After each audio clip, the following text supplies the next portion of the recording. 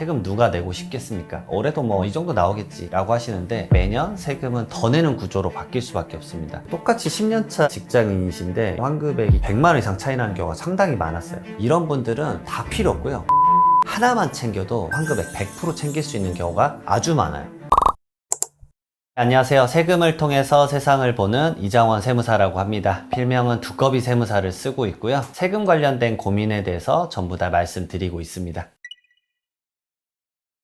세금이란 건 1월 1일부터 12월 31일까지라서 12월 31일 딱 지나면 이제는 돌이킬 수가 없어요. 근데 어떤 것들은 12월에 단반에 해결할 수 있는 공제들도 많이 있습니다. 예를 들어서 연금, 계좌, 세액공제 같은 경우는 그동안에 까먹었지만 12월 달에 한 번에 넣자. 저도 항상 까먹고 12월 달에 넣거든요. 600만 원 넣으면 갑자기 한 15% 공제 받는다 그러면 90만 원 이상 즉각적으로 세금을 깎아주고 내 미래 연금까지 챙겨주는 거거든요. 그런 것들을 12월 달에 챙겨야 됩니다. 그리고 두 번째로 신용카드 사용금액에 따른 공제예요. 총 급여액. 내가 세전 연봉이 4천만 원이다. 그러면 4천만 원의 25%인 1천만 원 이상을 소비한 금액에 대해서만 공제율을 곱해서 빼주는 게 있어요. 이것에 대해서 지금 꼭 챙겨야 됩니다. 홈택스에서 들어가면 연말정산 미리 보기 서비스란 게 있어요. 본인의 1월부터 9월까지 사용 내역이 전부 다 나옵니다. 앞으로 내가 얼마를 더 써야 소득공제 액수를 받을 수 있구나. 이런 것들을 알 수 있는 거거든요. 제가 가장 안타까운 게 2월 달에 그럼 허겁지겁 청년에 내가 뭐 했었지라고 하면서 그걸 챙기시려고 하는 경우예요. 12월 31일 딱 지나면 돌이킬 수가 없어요. 그렇다고 2월 달에 그걸 깨닫고 그분이 개선이 되느냐? 절대 개선되지 않아요. 또 그 다음 년도 2월 달에 또 까먹었네? 이런 식이 많거든요. 그러니까 12월에 연말정산 컨텐츠가 많이 나오니까 보시고 세금을 많이 줄이셨으면 좋겠어요. 저도 깜짝 놀랐어요. 휴대폰에 내가 설정이 돼 있나 봤더니 제가 자주 쓰는 곳에 설정이 안 돼 있더라고요. 결국은 휴대폰에 연말정산에 대한 정보를 입력을 해야 돼요. 현금 영수증 공제나 신용카드 공제 받겠다. 그러면 결국 결제 앱에서 나의 휴대폰 번호를 입력을 하고 그런 절차를 거쳐야 되는데 그걸 안 걸치는 경우가 많아요. 두 번째로는 이 기능을 꺼놓는 거죠. 그럼 여러분들은 돈을 열심히 썼지만 현금 영수증이냐 신용카드 공제를 받기 위한 그 금액에 이게 계산이 안 되고 있었어? 라고 생각이 들 수 있거든요. 어떤 결제 시스템에 당연하게 이 시스템 적용을 하는 경우도 있지만 이게 안 되는 경우가 있으니까 본인의 휴대폰 옵션 같은 경우 살펴보셨으면 좋겠어요. 대표적인 게 카카오톡이나 카카오페이 세부 설정을 설정해야 되더라고요. 현금 영수증 등록해 놓는 법 다 알려주고 있습니다. 온누리 앱 같은 경우 전통시장에 대한 추가 공제가 가능한데 그 소득공제에 대한 동의를 신청을 따로 눌러야 돼요. 그 다음에 많이들 놓치는 것 중에 하나가 홈택스 현금 영수증 자진 발급을 등록을 하셔야 돼요. 그래서 홈택스 사이트 한 번도 안 가시면서 나는 등록돼 있겠지라고 생각하시는 경우가 많아요. 사업체에 수임을 맡거나 이러면 홈택스에 전부 다 사업용 카드, 사업용 계좌 등록하듯이 여러분들도 본인의 정보를 홈택스에 입력을 기본적으로 해놓으셔야 돼요. 그래야 국세청에서 그 데이터를 집계를 하는 거거든요. 특정 결제수단들 이런 것들도 마찬가지로 어플리케이션에서 등록 설정을 별도로 하셔야 됩니다. 그래야지만 소비에 대해서도 소득공제를 이끌어갈 수 있다는 거 챙기셨으면 좋겠어요. 제가 봤을 때는 50에서 많으면 한 150만 원까지 그 정도는 차이가 나실 것 같아요. 환급액을 100% 가져가시는 분도 있고 어떤 분들은 환급액이 형편없이 낮은 경우도 있고 저 같은 경우는 이제 직업상 시즌에 몇천 명씩 이걸 하니까 급여는 비슷한데 환급액이 엄청 차이가 나네 라는 경우를 매년 너무 많이 봅니다. 똑같이 10년차 직장인이신데 환급액이 100만 원 이상 차이 나는 경우가 상당히 많았어요. 저는 연말정산은 단순히 13월의 월급 개념으로 생각하지 마시고 어떻게 말씀을 드리냐면 이게 재테크의 시작이시다. 여기서 지출을 하는 거냐 아니면 저축 개념으로 가서 나의 소득공제를 더 넓히냐 이 제도에 대해서 명확하게 알고 있는 사람은 더 많은 것을 가져갈 거고 자기의 이득을 챙길 텐데 그것을 관성적으로 그냥 뭐 똑같이 되겠지 얼마 차이 나겠어 이러시다가 두 분의 직급은 똑같은데 나는 이번에 150만 원 받았어 환급 뭐? 나는 오히려 10만 원 냈는데 이런 경우 진짜 펼쳐지더라고요. 소득공제에서 많이 챙겨야 되는 것 중에 인적공제가 기본이에요. 공제 적용을 받고요. 그 다음에 나의 직계 존속이나 비속, 형제자매나 위탁아동 등에 대한 소득 요건, 그 다음에 나이 요건을 따져서 나의 부양 가족이라고 하면 그 공제들을 같이 활용하는 거죠. 신용카드 사용금액에 따른 소득공제가 있잖아요. 거기에 수영장하고 체력 단련장 이용료 소득공제가 적용이 됩니다. 기존에 헬스장, 그 다음에 수영장은 적용이 안 됐었는데 이걸 포함하기 시작했었어요. 그래서 신체 건강하게 문화비 소득공제 체육시설 이용료가 추가된다는 점 챙기셨으면 좋겠고요. 이용료와 강습비가 구분되지 않았다라고 한다면 결제액의 50%만 공제 대상으로 인정하겠다. 이런 기준들도 몇 가지 있어요. 무주택 근로자가 전세자금 대출 받은 다음에 다른 금융기관으로 갈아타는 경우가 있어요. 대출을 갈아탄다 그래서 대환대출이란 표현을 씁니다. 기존에는 대환대출은 소득공제를 적용을 안 해줬어요. 왜냐? 국세청에서는 무조건 대출 취급기관이 임대인 계좌로 직접 입금했을 때만 봐주겠다.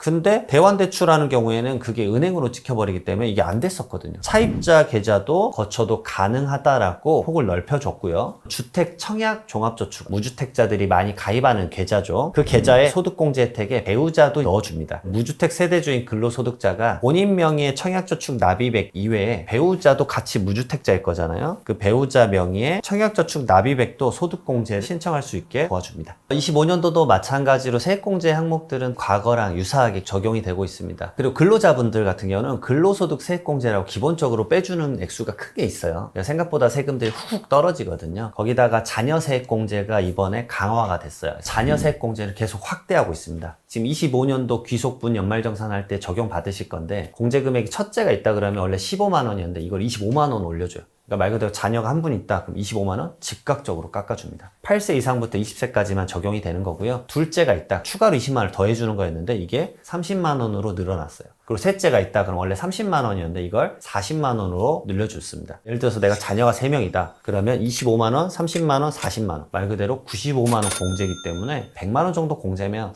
그래도 크네 라고 느낄 수 있을 것 같고요. 그 다음에 월세 세액 공제도 개정이 되고 있습니다. 그래서 저는 사회초년생인데 지방에 있어서 서울에서 이제 올라와서 서울에서 자취를 하시는 분들 있잖아요. 이런 분들은 다 필요 없고요. 월세 세액 공제 하나만 챙겨도 이 세액공제 환급액 100% 챙길 수 있는 경우가 아주 많아요. 근데 월세 세액공제 제도를 하기 위해서는 주택에 대한 확정일자나 이런 것들에 대한 제도도 같이 공부를 해야 된다 말씀을 좀 드리고 있고, 그 다음에 연금계좌 세액공제 이거 놓치시면 안 되죠. 나는 이제 점점 연금이나 노후도 좀 준비를 해야겠어 하시는 분들, 그런 분들은 연금계좌 세액공제를 기웃기웃 거리셔야 돼요. 그 계좌로 투자도 하고 많은 연말정산의 세액공제 이 부분에 대해서도 꼭 챙기셔라 말씀드리고 있습니다. 올해 같은 경우는 결혼 세액공제 추천드리고 싶어요. 이게 24년도부터 26년도까지 이거 생각보다 많은 분들이 직접 신청을 해야 되는데 놓치시는 것 같아요. 그래서 이런 것들 놓치지 않고 각각 신랑 50만원, 신부 50만원, 기존에 혼인신고 하셨던 분들은 안타깝지만 못 받는 경우인데 24년도부터 26년까지 혼인신고와 거주자에 한해서 공제를 해줍니다. 인별 기준이고요. 생애 한 번만 해줘요.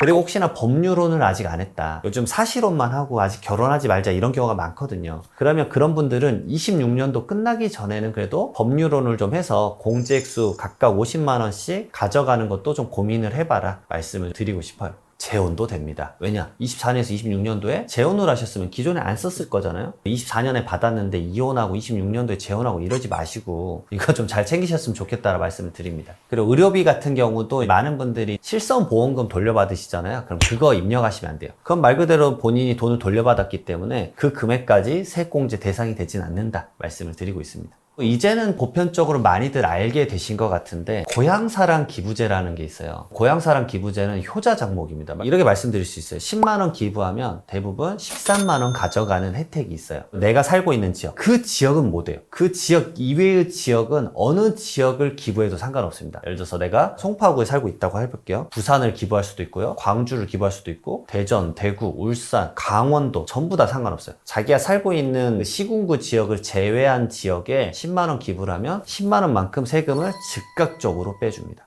그러면 어떤 이득도 없잖아. 그게 아니라 그 지역에 기부를 하면요, 그 지역에 있는 특산품을 내가 기부한 금액의 30%만큼 줘요. 대표적인 게 쌀, 쇠고기, 참기름, 과자, 맛있는 거 엄청 많이 줍니다. 생각보다 거기 지역 특산물, 지역 업체죠. 거기에 있는 특산물 30%를 그쪽에서도 마케팅 포인트를 엄청 많이 써요. 행정안전부에서 하고 있는 건데 이미 1,000억 원이 넘었다라고 하고 있고 많은 분들이 기부를 하고 있습니다. 기부 문화에 동참도 할 수 있고, 10만원 기부했는데 13만원 돌려받는 거니까 이건 12월에 즉각적으로 할 수 있어요. 그러니까 이런 것들은 놓치지 않으셨으면 좋겠어요. 고향사랑 기부제도 세액공제가 한도가 늘어났어요. 기존에 연간 기부금액이 500만 원이었는데 2천만 원까지 늘어났습니다. 그리고 가끔 큰 홍수나 이런 사태, 화재가 엄청 크게 났었잖아요. 그런 특별 재난 지역에 선포가 되면 10만 원 초과 부분에 대해서 원래 16.5%가 세액공제였는데 이걸 33% 공제를 해주는 이런 제도도 좀 늘어났어요. 그런 것들도 챙기셨으면 좋겠어요. 저는 상당히 동의해요. 제 고객 중에 연예인분들이 있거든요. 그분들은 소득 구간이 아주 높아요. 45%와 지방소득세 4.5%까지 하면 49.5%예요. 사업소득자 같은 경우는 기부를 하면요, 한도를 정해놓긴 하지만 그걸 경비로 써줍니다. 어차피 내가 세금이 반이에요. 근데 기부를 1억 원을 하면 어차피 세금을 1억 원을 경비로 인정을 해주니까 5천만 원에 대해서만 세금 내는 구조인 거예요. 그러니까 그냥 기부를 하자. 그래서 기부를 많이들 하세요. 저도 말씀드리지만 고향사랑 기부금도 매년 500만 원씩 기부하고 있어요. 지금 한도가 500만 원이거든요. 저는 이게 좋은 취지라고 보기도 하고요. 생각보다 이것저것 계산을 하잖아요. 왜냐면 10만 원까지는 전액 세액공제인데 10만 원 초과됐을 때도 16.5%의 세액공제는 해줘요. 특산물이랑 이것저것 따지면요, 500만 원 기부를 하더라도 기부를 하는 데 있어서 손해 개념 이런 걸 쓰진 않지만 손해가 아니에요. 500만 원 기부하면 30%니까 한 150만 원어치 특산물을 받거든요. 그거 쌀이랑 돼지고기랑 소고기 받으면 몇 달을 먹어요, 진짜로.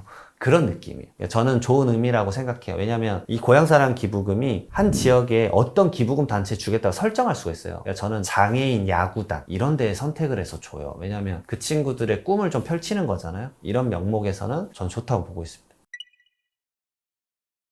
많은 분들이 소득공제랑 세액공제, 여기서부터 힘들어하는 것 같아요. 세금이란 용어 자체가 어려우니까. 소득공제는 위에서 빼주는 겁니다. 말 그대로 나의 세율을 적용하기 전이에요. 내가 얼마를 벌었느냐에 따라서 누진세율이 달라져요. 소득 구간이 낮으신 분들은 6%의 세율, 근데 많이 버신 분들은 이게 45%의 세율이에요. 거의 8배 이상 차이 나는 거잖아요. 소득공제는 고소득자일수록 많은 세금 혜택을 보는 거고요. 세액공제는 세율을 곱한 다음에 실질적으로 내가 내는 금액입니다. 내는 금액을 즉각적으로 차감시켜주는 거기 때문에 이 세액공제는 100만 원 받는다 그러면 100만 원이 바로 깎여요.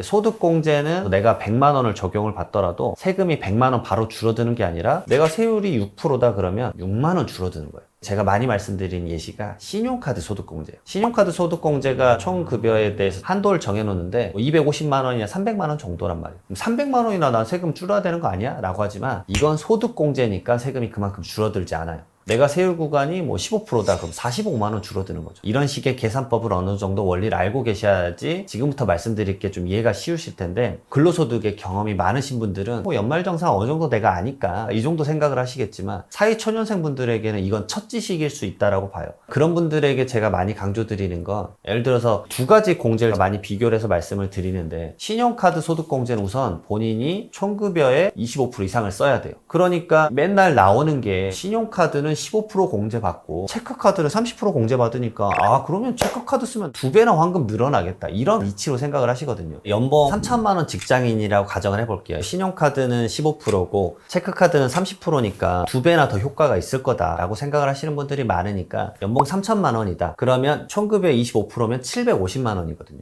그러면 이분이 신용카드로 1,500만 원을 썼다와 체크카드로 1,500만 원을 썼다라고 했었을 때 750만 원 넘어가는 금액인 딱 750만 원이죠, 이것도. 자, 여기에 그러면 30%와 15%를 곱한 게 본인의 소득 공제액이거든요. 근데 이분의 세율 구간은 상당히 낮을 거예요. 왜냐면 과세표준 가장 낮은 구간이 6%거든요. 그러면 실질적으로 제가 이 환급액이 얼마나 차이 날까 계산을 해봤어요. 7만 원 차이 납니다. 근데 이것 때문에 신용카드와 체크카드에 얽매이면서 소비를 하는 게 맞느냐, 오히려 저축을 하는 게 낫다라고 많이 말씀을 드리고 싶습니다. 내가 총급여가 예를 들어서 4천만 원이다. 그러면 25%인 1,000만 원 이상을 썼을 때만 그 이상의 금액을 예를 들어서 1,500만 원을 썼다. 그럼 500만 원에 대해서만 공제율이 신용카드면 15%, 체크카드 썼다 그럼 30%를 빼주는 거거든요. 그러면 그 공제액수 차이가 얼마나 유의미하게 나느냐 이거거든요. 근데 1월부터 9월까지 소비 내역이 600만 원밖에 안 돼요. 그럼 내가 10월부터 12월까지 400만 원 이상을 써야지만 요만큼 공제를 해주는 거예요. 그러면 그 400만 원을 미친 듯이 지출에 쓰는 그런 바보 같은 행동을 하느니, 저라면 그 400만 원을 무주택자가 청약을 넣을 때 청약 통장에 넣으면 넣은 금액에 대해서 40%를 즉각적으로 소득 공제를 해주거든. 그러면 소비보다는 저축이 나을 수 있겠죠. 이런 개념으로 접근을 하셔라. 본인이 생각보다 소비를 많이 안 하신다 그러면 무조건 저축 개념으로 가야지 재테크를 가져갈 수 있다. 많은 분들이 신용카드 소득공제 하면서 연말정산 본인의 간소화 서비스를 보시면서 본인의 소비 지출액 보고 반성을 하실 건데, 그 금액을 염두를 둬야 되는 이유가 뭐냐면, 여러분들이 많이 알고 있는 엄카 찬스까지 연결이 될 수도 있어요. 엄카 찬스가 뭐죠? 말 그대로 엄마 카드 쓰는 거예요. 이게 주로 쓰는 목적은 뭐냐면, 엄마가 자산을 좀 증여를 해주고 싶은데 말 그대로 증여를 하면 계좌 내역을 샅샅이 들여다본다 해서 많이들 겁먹어 하시거든요. 어쩔 수 없죠. 그걸로 증여세 세금에 대한 추징이 일어나니까요. 요즘 어떤 식까지 응용을 하시려고 하냐면 너가 엄마 카드 그냥 써. 그리고 모아둔 돈은 다 차곡차곡 이론도 쓰지 말고 저축해놔. 그리고 그걸 모아서 내가 추후에 증여를 해줄 때 그걸로 증여세를 내거나 아니면 어떤 부동산을 살 때 주식 시드를 해, 코인을 해, 이렇게 가는 거예요. 말 그대로 5천만 원 정도의 급여를 받으시는 분들이 1,500만 원에서 플러스 마이너스 500만 원 정도 써요. 정말 그 정도의 지출 액수를 쓰시거든요. 그러면은 갑자기 엄마 카드를 받아요. 그 다음 연도에 소비 지출액이 얼마예요? 거의 제로에 수렴할 거예요. 그럼 과세관청은 의심을 할 수밖에 없습니다. 이 사람은 원래 과거에 직장 생활한 거 보면 3년간 계속 2천만 원씩 썼는데 왜 갑자기 0원이지? 근데 꼭 그 시점에 자녀가 부동산을 사거나 주식을 거액으로 사기 시작합니다. 예전에는 이 정도는 그렇게까지 보지 않았어요. 최근에 부동산 대책이 나오고 나서 엄카 찬스 이런 생활 속의 증여도 잡아내겠습니다라고 국세청의 강도가 아주 세졌습니다. 물론 다 보진 않겠죠. 지금 직장인이 2천만 명입니다. 못 봐요. 다 못 봅니다. 하지만 내가 어느 순간에 큰 자산을 취득했다. 그럴 때마다 취득자금에 대한 소명을 할 때 이런 이슈까지 퍼질 수 있다는 걸 꼭 명심하셔야 돼요.